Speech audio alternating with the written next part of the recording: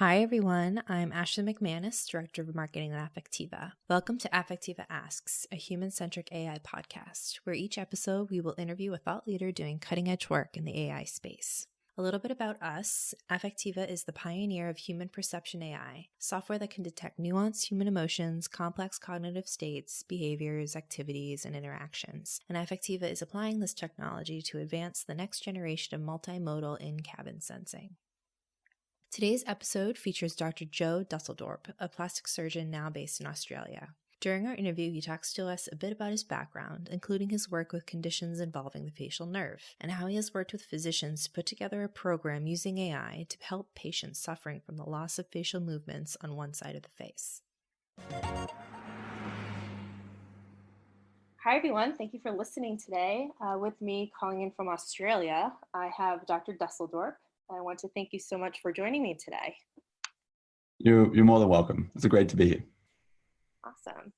So let's just start with a quick introduction of yourself and what you're currently working on. Great. Yeah. So I'm actually a plastic surgeon. I'm really interested in conditions that involve the facial nerve, which is something which most people don't really have much exposure to, but basically means that one side of the face doesn't work very well.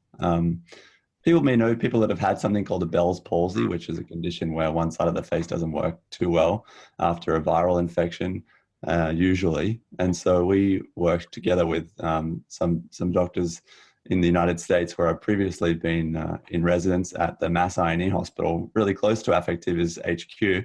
And we put together a program to try and use AI to help these patients. Very cool. Now, before we get into this in more detail, you had a really interesting path to Affectiva in our tech, which I believe started when you saw a talk at one of our Emotion AI summits. So I was wondering if you could tell that story. Yeah, well, I was living in Cambridge, and I found out that there was this Emotion AI summit at MIT, and the work that Rana and your team at Affectiva were doing. And so I was pretty amazed at the synergy between trying to understand what people's faces are telling others emotionally and what happens with facial palsy. And so I decided to go along to this Emotion AI. I think it was 2017, and I was listening to a talk by I think it's Campbell Millard Brown, Graham Page, who's a long-term collaborator of Affectiva. And he was talking about using AI to really decrypt emotion in video clips of people watching advertisements. And I thought, hang on, that's exactly what we do when we're trying to understand how our patients feel emotion. We ask them to watch a funny video, we film them, and we really make an assessment of their ability to smile when they're laughing. And it's something that we do very crudely compared with the tech at Affectiva. So it was something that I was pretty excited about trying to collaborate. And certainly after the meeting, we had a great collaboration that's led to, all these years later, to quite an interesting publication. Very cool.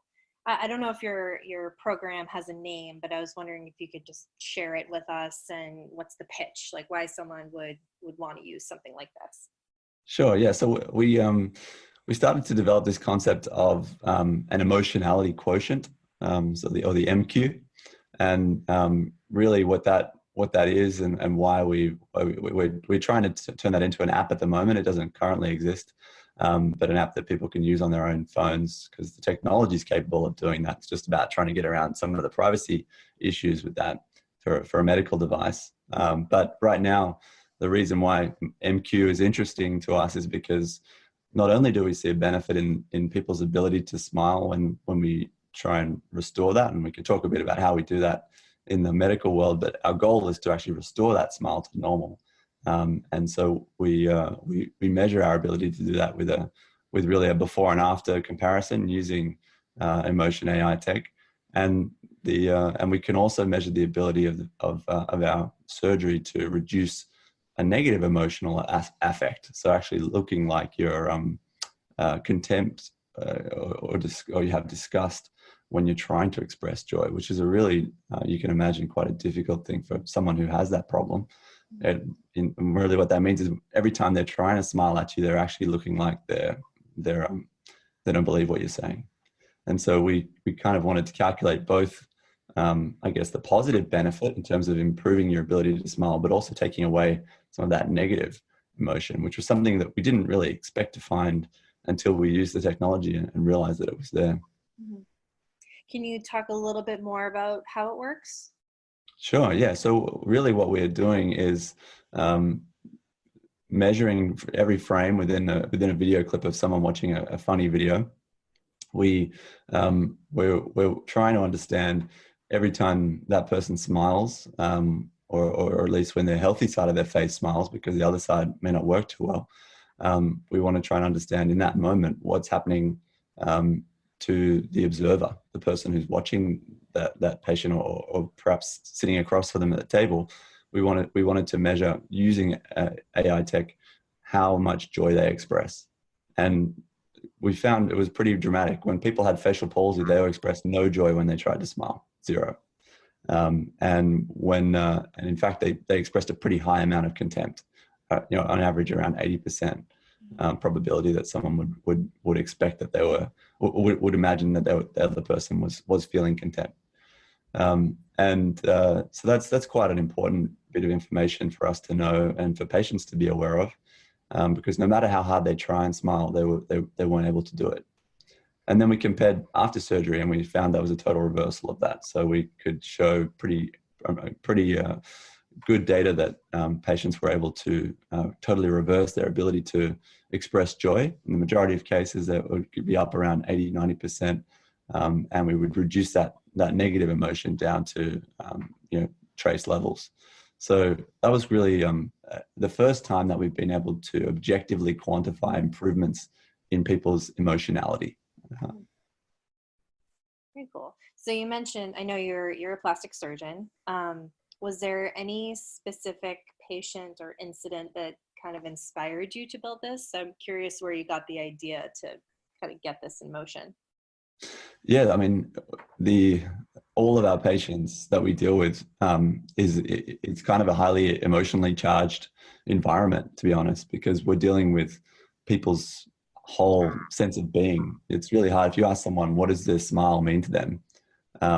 You get a really emotional response. Oftentimes people can't even really describe it in words, what it means when their smile has been taken away, because we all use our smile every minute of every day when we're communicating with other people.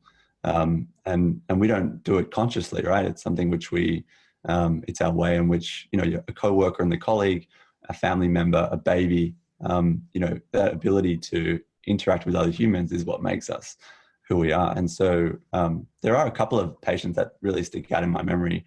One of them is a woman who was a teacher, and she was, a lovely lady, and you could tell that just by talking to her. But when you looked at her, she wasn't able to connect with you on that level. Every time she smiled, one side of her face would grimace and the other side wouldn't move. And she was aware of that. And so she tried to suppress that ability in herself. And she actually said to me that, she used to be a teacher and she used to teach primary school children. And she said that her smile was her currency. That was my main, attribute that made me a good primary school teacher, was that I could connect with these children just through my big smile. And when I lost that, all that happened was the kids would ask me what was wrong with my face. Yeah. And so she had to stop her job. She had to change her profession and go to just marking papers. And she lost all of the joy that she had from what she did. And so, she drives me to kind of want to get better outcomes for her, because ultimately, whenever I see a patient in the facial nerve clinic at our hospital, they say, I just want my smile back. Right. And we're okay at doing that right now. We can, in the majority of cases, we can get a reasonably good smile back. But to me, that's not enough. I think we need to really be able to aim for getting people back to where they were before, back to being, part of the tribe that they came from. It's amazing. So let's talk a bit about the process and building it. How did you have this idea? How did you go about making it a reality?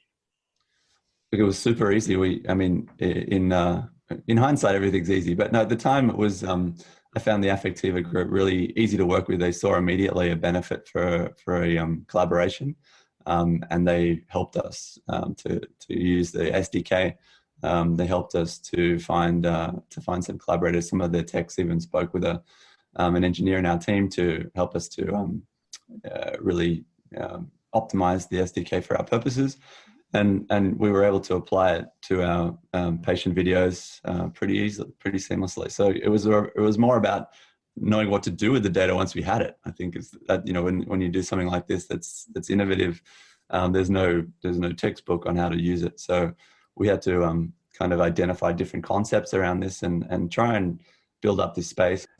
We also had a great collaboration with a Professor Lisa Feldman Barrett from the affective neuroscience lab at Northeastern University.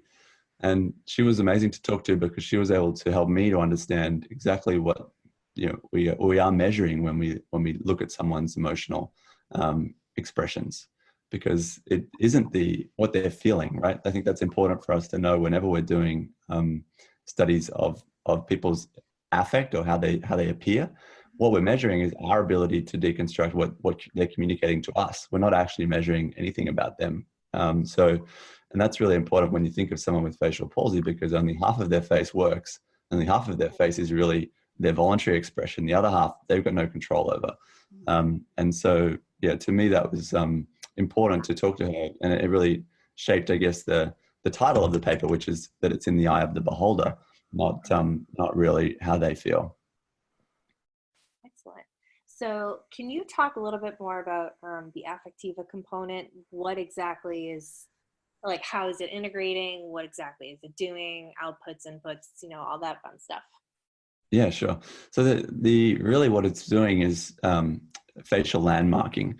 And then so what that means is, like, if you've ever seen how a facial recognition tool works, it puts lots of dots all around the face. And those dots, if you have a big enough data set, are really accurate. And so once you can do that, then you can apply it to any face, and even faces that the application will have never seen before, like a facial palsy face, where one side of the face is really drooped. And so, yeah, once those points are all able to be placed really accurately, the next step is to put those, I guess, dots together into expressions. And those expressions over time are then mapped to emotion probabilities, right? So that the app is not saying this person is feeling happy or this person is feeling sad. They're just saying, with these with these kind of facial expressions all grouped together over time, the likelihood that this person is happy or sad or disgustful is this percentage. And so that was useful for us to use, because what was really interesting was the app, first of all, could identify the face. I think in most machine learning apps which don't have a very big data set, it would have said, well, they wouldn't have known where to put the dots. But Affective has got such a massive data bank to pull from that we were able to really easily find all of our patients' faces, for starters, and then really try and map emotion categories to facial expressions that the computer algorithm had never seen before. Very cool. Now that your article is about to be published or is already published, was there anything specific that you're really excited about? I think it's, I'm really excited about this becoming an app. I think we have got a great buy-in from the university and from the partners, healthcare, to create an app and to be able to put this technology in people's own devices in their own homes. Because really what we want to know is how people smile when they're not being observed, when they're, when it's a totally subconscious behavior, which is, to me, when you're watching a movie in a dark room in your own house, not when you're sitting in a laboratory at the hospital with lots of cameras pointing at you and bright lights. So we've never been able to capture that data before, and we've never really known the true emotional expression of someone, really, when they're not being observed. And so that's, I guess, the power of Affectiva's technology, is to be able to do that off a simple device. Based on, I want people to be able to use their own iPhone, and we just send them a funny video clip. They log in, they quickly check their something funny that we send them, and we get the data from that to know how they're recovering after surgery, or how they're recovering, after their injury. And I think that's really exciting step forward, and hopeful that we'll be able to do that in the next 6 months. Awesome. Yeah, that kind of leads up to my next question, which was, what's the next step for this project? Is this something you kind of envision an app being downloaded for all patients or commercially available? Like, what are your thoughts around how this is going to kind of roll out?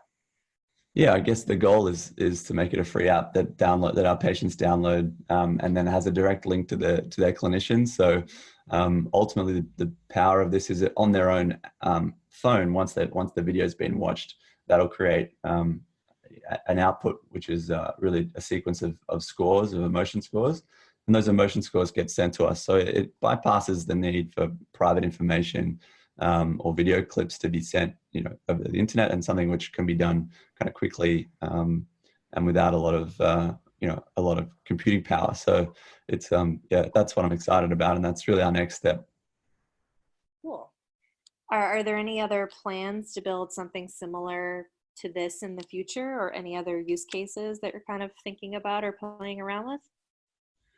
Yeah, we want to kind of ultimately get our colleagues involved in this. I think that there's, in the world of facial reanimation, there are centers in all over the world, and we get together every couple of years for international meetings and talk about ways in which we can do better. And one of the things that we need to do better on is comparing our results across different countries, because everyone has slightly different techniques, and no one really knows kind of which technique is the best.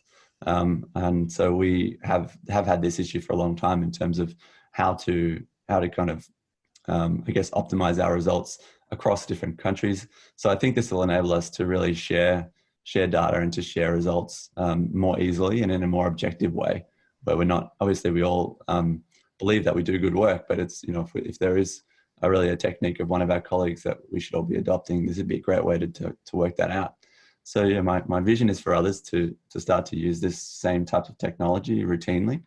And then, yeah, we've got a few other ideas about ways in which to use, I guess, machine learning in general in medicine, and particularly in plastic surgery. Certainly, facial palsy is not the only condition where we need to objectively improve results. I think that's something which we aim for a range of different conditions, from things like cleft lip and palate to children that are born without ears, a condition known as microtia. And we have the same need to objectively quantify results in a standardized way, and that's where machine learning has extremely high potential. So I'm working on that as well. Very cool. Do you have any other advice for those who are looking to build something similar? There's a lot of different applications, as you said. If there's someone listening that's really interested in kind of taking the first step, do you have any advice for them? Jump in. I think you don't really know where these things will take you, but I think that what you can be sure of is there's power in data, and I think that we underestimate that as clinicians, because we're used to making judgment calls on things, and I think we have to be a little more open to data and understand what it can give us. I think that there's we were able to analyze over 100 patients in about 15 minutes without having to sit there and manually get out a ruler and measure anything. And I think that that's extremely powerful and time efficient, which all of us are looking for that, right? A way to do things without spending huge amounts of time in a research capacity. Ultimately, these tools should become part of our day-to-day clinical practice and help us to make better decisions. So I would say jump in would be my advice. Absolutely. So kind of a broader question for you. What do you see as, the future of healthcare technology, especially with big data and machine learning and all these different applications that are kind of being developed as we speak? Do you see any specific milestones they need to achieve or roadblocks to overcome to kind of become more integrated and mainstream? Yeah, I think that's a great question. I'm excited by this space, right? Like my goals are to try and make sure that we use these technological advances in medicine as soon as possible, because I find it crazy that there have been these huge advances made in the technology space, and we're quite slow to uptake new things in medicine for good reasons. We want to make sure everything's safe, but I think that shouldn't slow us down, right? We should have to just overcome those challenges. And so, yeah, I see that there's probably 3 areas in my field where there's going to be massive uptake in the future and in the near future, I hope. So the first one is obviously machine learning, and we've been talking about that. The second one is actually tissue engineering, because we are at a stage which, you may not know about this field. I'll give you a 2-minute blurb that we actually are able to grow cells in a culture dish and have the body really receive those cells in a way in which we can target new tissues in different parts of the body. And there's a number of different conditions where you might want to do that, be it something as simple as cartilage in a knee joint for osteoarthritis, or cardiac cells into a damaged heart. And my personal interest is in trying to recreate new body parts on the outside, so in reconstructive surgery, without having to borrow and take pieces from other parts of the body. So this is actually a field of medicine that has been around for a while, but hasn't really made it into any true clinical programs yet. So that is something which I think is rapidly accelerating and won't take long. The other one is implanted electronics. So we're at a time when we all understand about certain implantable electronic devices. So everyone will know about the cochlear implant, and also a cardiac pacemaker. Right? These are examples of applied pieces of electrical technology that have a ability to replace a function of the body. So one is applied electricity to tell the brain that it's receiving an input in the form of hearing, the cochlear implant, and the other is applying electrical activity to recreate the function of a damaged heart.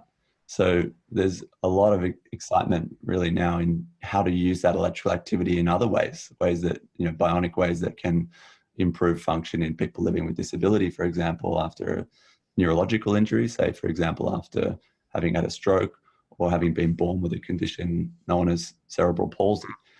So I think all of these are just examples of applied technology to medicine. The technology exists, but really what your point and what I think is what are we waiting for and what are the roadblocks? And I think we're trying to pick at those one at a time. Yeah, absolutely. So fascinating. So we'll provide a link, for listeners to your article that will be published. But is there somewhere where people can try the program? Is it going to be available to download, or where can they get it and kind of play around with it? Yeah. Well, it'll be an iOS app soon enough. I think once we have it, we'll obviously share that with you, and you can forward that on to your listeners, and people can try and they can check their own smile, make sure they get 100%.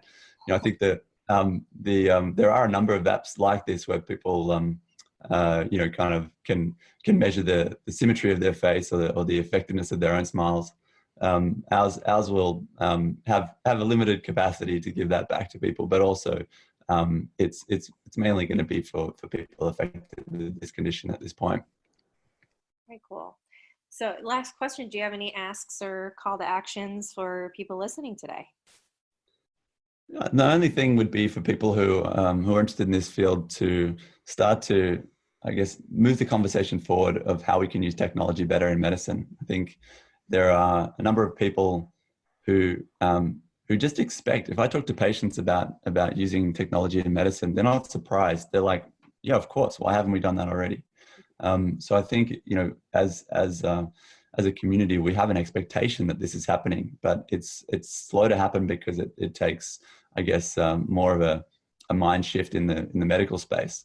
And I think there's a number of startups and people trying to make inroads into this space, but it takes I guess a mind shift of the whole community to accept that this is coming and we need to embrace it rather than being fearful of it. So the more examples we have and the more people who are already on board, the better. I think that'd be the biggest ask right now. Excellent.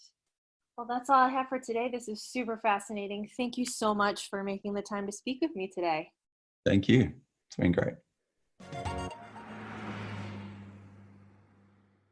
I love the application of the technology for this use case. Helping patients who have lost their smile due to stroke or Bell's palsy reanimate their smile is so fascinating.